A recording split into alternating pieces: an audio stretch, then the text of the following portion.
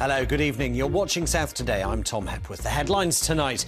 Praise for the hero who dived into stormy waters to save a crewman from a sinking tug. Predicting demand for doctors, a map to highlight GPs under pressure and help planners put surgeries where people need them.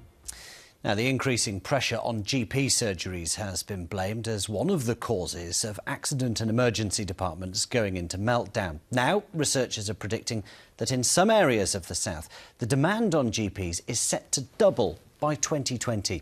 They've created a map to show which surgeries will be most under pressure. With more on this, here's Danny Sinha.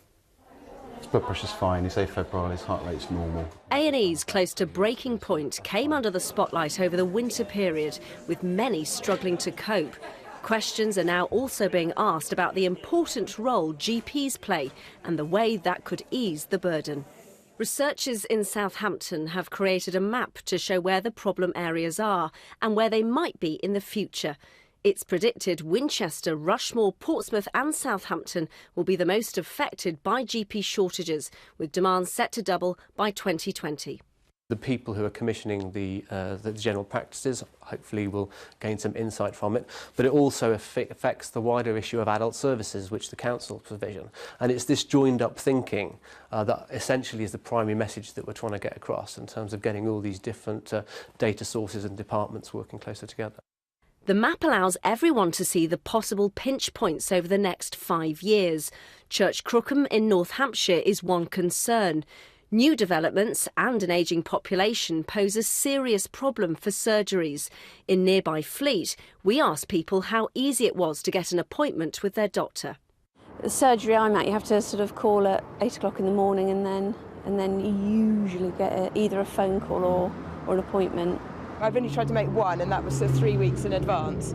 They were checking that was OK because it was something non-urgent, but it hasn't been brilliant. It actually took quite a while. But then again, sometimes it has been quite easy to get one. I've had one on a day. Other times it's taken a week.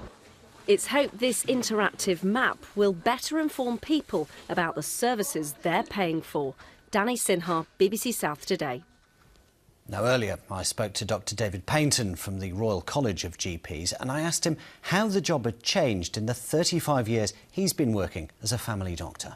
The problems we deal with are more complex.